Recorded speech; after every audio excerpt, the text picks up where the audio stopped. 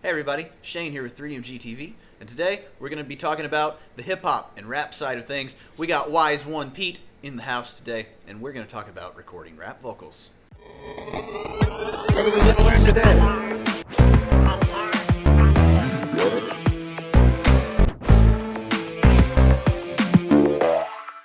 Alright, Pete, so when you first came to me, you hadn't recorded a whole lot. I mean, how many have we done since then? Countless amounts of songs. That I would say, at the least amount, about 100. 100. When you guys first came to me, I mean, there's yourself, there's Froze, there's Insane, and you guys all came in with the same idea that you would just get in front of the mic, put the beat on, spit the lines. Pretty much. But then we found out there were better ways to do it, right? Oh yeah, better ways and easier ways. So, what was the problem? One problem with just coming in and trying to just spit your bar straight out is that a lot of times you don't take in your breathing concepts. Right. A lot of times you lose breath and you can't spit out your next bar or your next line, and then you have to stop and you have to go over it again. It becomes a jumble. Oh yeah. I mean, for all the kind of talk in songs about just showing up and spitting it, it doesn't really actually work out that way very often. Not all the time. So what we would do is we would take the verse and we would start it and we would do a line. And then we'd listen back and we'd hear how that line sounded. And sometimes there'd be words, phrases that are just hard to articulate. And when you're riding around in the car, you don't necessarily notice that while you're writing the thing on paper. Because on paper it reads Flawless. crisp. Every time. Then we started double tracking. What'd you think about the double tracking? Double tracking is excellent.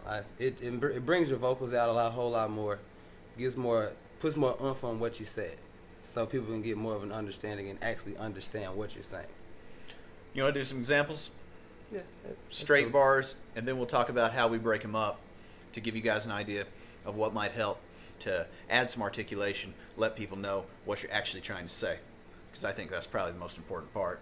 Yeah, really is.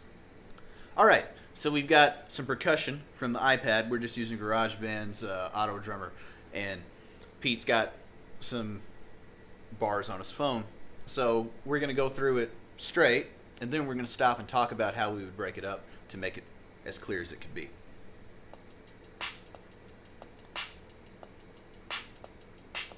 Taught me right from wrong, made me strong, gave me all the game I know, but said the decisions you're making to a man to help you grow. Like started that rough. Yeah. All right. So if we go back through that, there's some spots where it all, you just can't get to your teeth quick enough, right? Oh yeah. So how would we break that up? Take us line by line. Line by line, how I would do it, we'd break it up. I would start it out. It would be, taught me right from wrong, made me strong. I would start right there. And like I said, it's not that I'm losing breath there. It's that so everyone can understand and feel where I'm coming from, and I can be strong in what I'm saying. Right. So you would really want to assert that one little bit, and then we'd probably double track that. So it sounds nice and full. All right? Then, All right. So look, guys, that means record just that 2 times, exactly the same, then move on to the next. So that's line 1. Line 2, where would you go? Gave me all the game I know, but said the decisions you're making to a man that help you grow. Well, I would stop right there because on my next bar is going to be a change in pace in my rhyme scheme. Okay. So you're really trying to keep some continuity within lines, sort of based on the rhythm figure, based on the rhyme scheme, based on the vowel that you're going to use the most. Yes, sir. And again, you're going to do the snippet, double track it, try to get it exactly the same, and then move on to the next one. The other thing is listen back to it.